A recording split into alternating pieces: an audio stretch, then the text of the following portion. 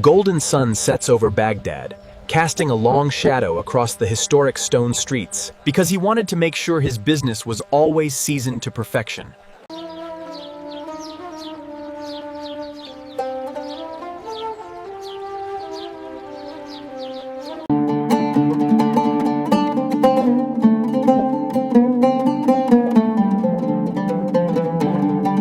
And that is how my grandfather taught me to prepare the perfect masgouf, a tradition that tastes like home no matter where you happen to be dining tonight.